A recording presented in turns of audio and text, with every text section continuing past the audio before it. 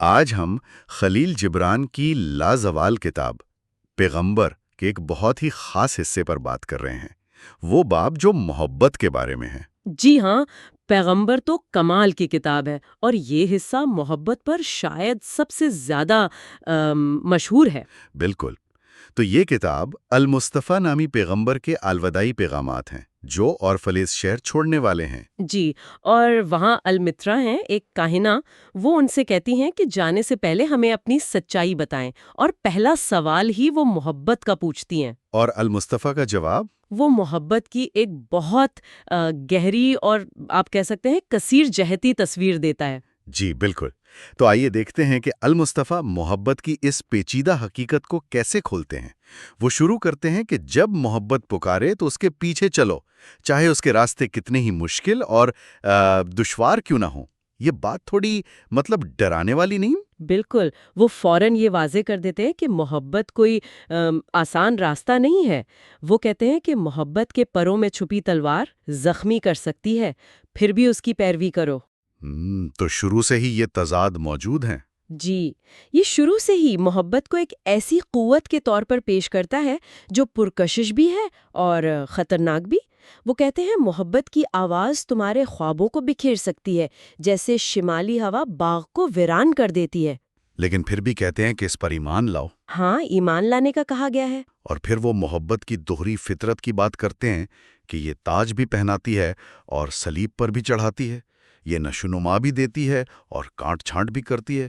یہ تضاد سمجھنا تھوڑا مشکل لگتا ہے۔ دراصل یہ تضاد ہی میرا خیال ہے محبت کی گہرائی کو ظاہر کرتا ہے۔ المصطفیٰ یہاں کھیتی باڑی کی تمثیلیں استعمال کرتے ہیں جو بہت معنی خیز ہیں۔ اچھا، جیسے؟ وہ کہتے ہیں محبت تمہیں گندم کے خوشوں کی طرح جمع کرتی ہے، تمہیں گاٹھتی ہے تاکہ تم بے لباس ہو جاؤ، تمہیں چھانتی ہے تاکہ تم بھوسے سے آزاد ہو جاؤ، تمہیں پیستی ہے یہاں تک کہ تم سفید ہو جاؤ، اور پھر تمہیں گوندتی ہے جب تک تم نرم نہ ہو جاؤ۔ آخر میں وہ تمہیں اپنی مقدس آگ کے حوالے کرتی ہے۔ مقدس آگ؟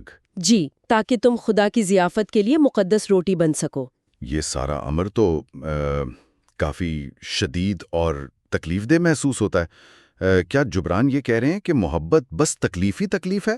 اگر کوئی صرف اس کا سکون اور لطف چاہے تو؟ نہیں، بلکہ المصطفیٰ اس خیال سے خبردار کرتے ہیں۔ وہ کہتے ہیں کہ جو شخص صرف محبت کا سکون اور لذت ڈھونڈتا ہے وہ دراصل محبت کے اصل جوہر سے محروم رہ جاتا ہے۔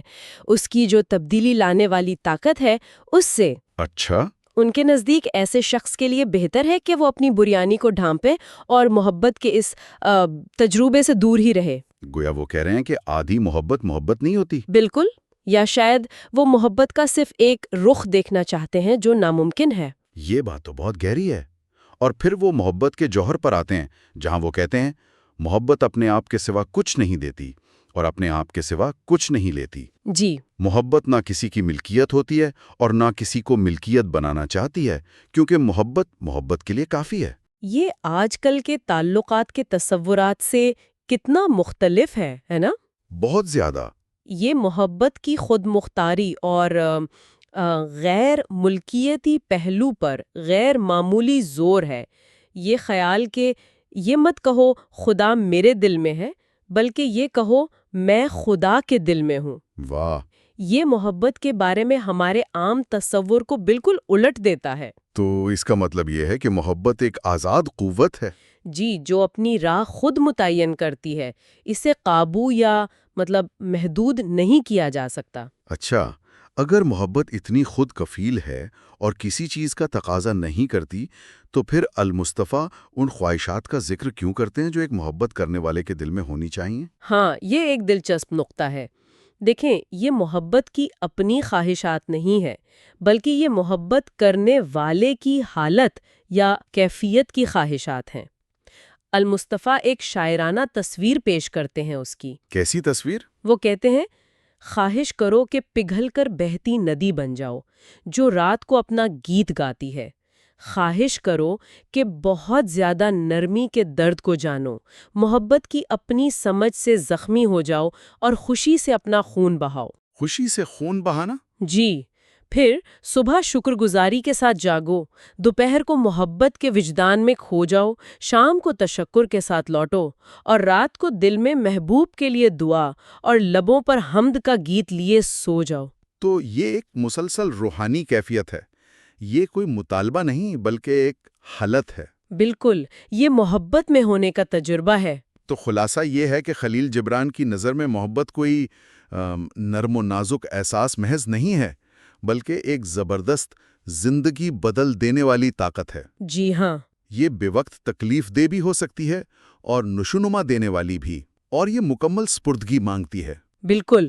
یہ صرف سکون یا خوشی کی تلاش نہیں ہے۔ المصطفیٰ کے مطابق یہ خود کو جاننے اور الہی ذات سے جڑنے کا ایک راستہ ہے۔ یہ روح کی گہرائیوں کا سفر ہے جس میں تبدیلی کی بھٹی سے گزرنا شامل ہے۔ محبت کی اس تبدیلی لانے والی طاقت کو پوری طرح قبول کرنے کے لیے، جیسا کہ المصطفیٰ کہتے ہیں، اس کے ساتھ آنے والے درد اور غیر یقینی صورتحال کو بھی مکمل طور پر گلے لگا سکیں۔